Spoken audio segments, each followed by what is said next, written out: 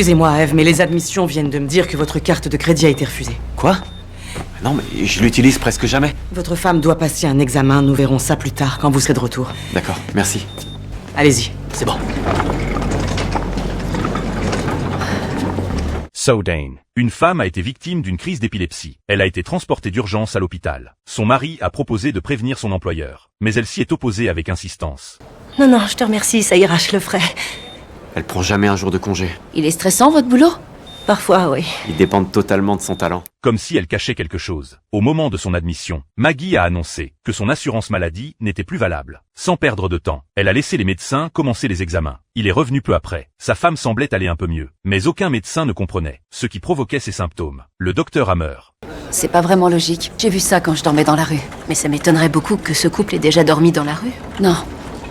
Mais je pense qu'elle nous cache quelque chose. Il faut que je lui fasse un examen complet.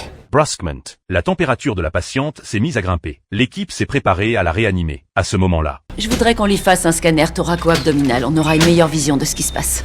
Combien tout ça va coûter? Qu'est-ce que ça peut faire?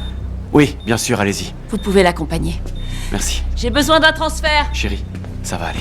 Maggie a annoncé que la carte bancaire de la patiente avait été bloquée. Son mari a donc payé les frais, avec sa propre carte. Hammer a alors repris l'examen, avec encore plus d'attention. Qu'est-ce que c'est? Une sorte de gale, due à la morsure d'un petit insecte. Elle a découvert une piqûre d'insecte sur le cuir chevelu de la patiente. Elle a immédiatement demandé une analyse sanguine spécifique. Les résultats ont révélé qu'elle était atteinte du typhus murin. Mais Bennett ne comprenait pas comment elle avait pu être contaminée. Il était persuadé que toute cette histoire était liée à leur assurance. Pourtant, la femme refusait toujours de raconter la vérité, jusqu'à ce que Bennett insiste encore et encore.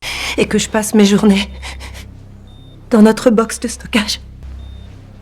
La boîte commence sa restructuration. Ils m'ont envoyé Pourquoi tu m'as rien dit? Pourquoi? parce que c'était impossible. Tout le monde me croit tellement solide et chanceuse.